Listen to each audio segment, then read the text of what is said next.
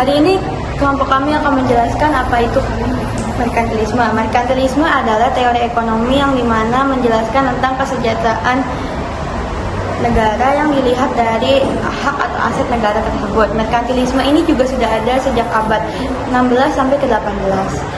Dan ada beberapa hal pemicu dari lahir dan berkembangnya merkantilisme ini.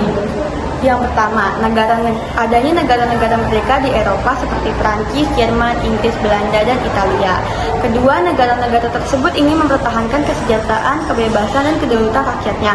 Ketiga, negara-negara tersebut memerlukan kondisi ekonomi yang kuat agar bisa bertahan.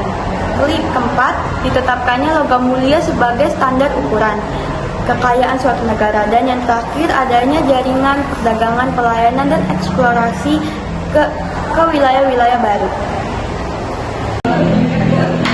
Hai. Tujuan merkantilisme yaitu untuk memperkuat ekonomi sebuah negara, khususnya kerajaan.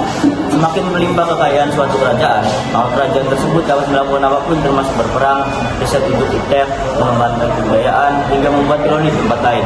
Berikut ciri-ciri negara yang menjalankan sistem merkantilisme: berupaya mengumpulkan dan memiliki logam mulia, mendorong perdagangan luar negeri untuk melengkapi perdagangan dalam negeri, mengalahkan kegiatan industri yang mengubah bahan baku menjadi bahan jadi ekspor, menggalakkan pertumbuhan penduduk negara, turut mengawasi dan campur tangan terkait perkembangan ekonomi.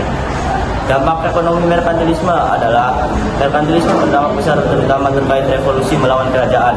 Hal ini berawal dari monopoli perdagangan dan penarikan pajak yang semakin merugikan bahkan menyengsarakan rakyat.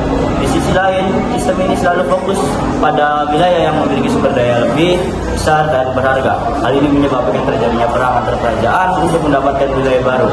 Berikut ini dampak merkantilisme, yaitu 1.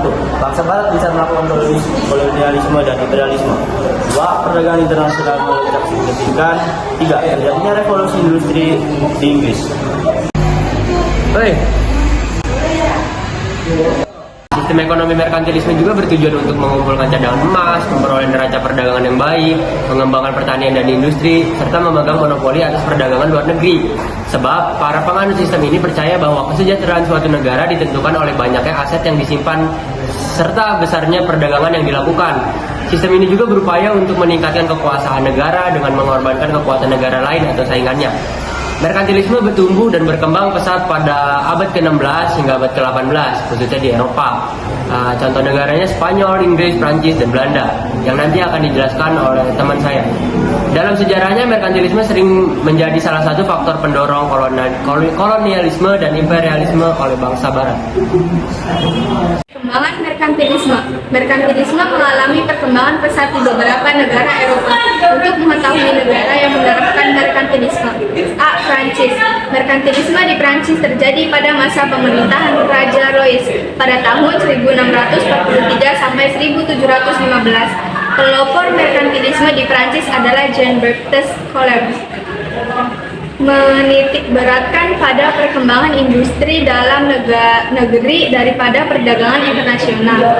B. Inggris. Pelaksanaan merkantilisme di Inggris berlangsung pada masa pemerintahan Ratu Elizabeth I pada tahun 1558 sampai 1603. Inggris mendirikan organisasi dagang East India Company atau EIC. EIC berdiri pada tanggal 31 Januari 1599. EIC memperoleh hak istimewa, yaitu hak monopoli perdagangan serta hak menguasai wilayah di India, Kanada, dan Amerika Utara. Tujuan Inggris menjalankan merkantilisme adalah memperoleh keuntungan besar dari perdagangan luar negeri. Pelaksanaan merkantilisme di Inggris ditandai dengan kenaikan pajak untuk memajukan kegiatan pelayaran. C. Jerman. Pelaksanaan merkantilisme di Jerman terjadi pada masa pemerintahan Kaisar Friedrich Wilhelm I. Merkantilisme di Jerman disebut kameralisme atau kas raja.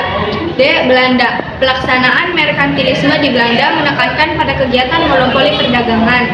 Pemerintahan Belanda memberikan hak monopoli kepada 2 perusahaan dengan milik Belanda. Kedua perusahaan tersebut yaitu Vereges Ost-Indische Company. Pelaksanaan merkantilisme di negara-negara besar Eropa dilakukan dengan membuat organisasi dagang. organisasi dagang juga didirikan di daerah-daerah koloni yang bertugas sebagai perwakilan negara ini. Pada abad 19, merkantilisme berkembang menjadi kapitalisme. Merkantilisme dan kapitalisme saat ini mengalami perkembangan pesat. Bahkan, modal dari negara-negara besar Eropa mampu menguasai perkembangan beberapa negara berkembang. 4. Pengaruh merkantilisme bagi masyarakat dunia dan Indonesia. A. Pengaruh merkantilisme bagi masyarakat dunia. Merkantilisme yang berkembang di Eropa pada abad 16 mendorong munculnya paham-paham baru yang berkembang antara lain imperialisme dan kolonialisme. Kolonialisme merupakan paham untuk menguasai daerah atau wilayah oleh suatu negara guna memperluas wilayah kekuasaan. Koloni digunakan untuk memperluas kekuasaan dan menunjukkan kepada negara lain keberhasilannya menyebarkan pengaruh. Saat ini munculnya kolonialisme dalam bentuk baru yang disebut neokolonialisme. Pada kolonialisme baru, secara formal negara bersangkutan tetap independen dan mendapatkan pengakuan internasional sebagai negara. Latar belakang pada masa Renaissance. Negara-negara besar Eropa berusaha memperkuat kondisi perekonomian negaranya. Negara tersebut ingin menciptakan kemakmuran dan kesejahteraan bagi rakyatnya. Merkantilisme yang dijalankan negara Eropa tersebut mendorong kolonialisme dan kapitalisme.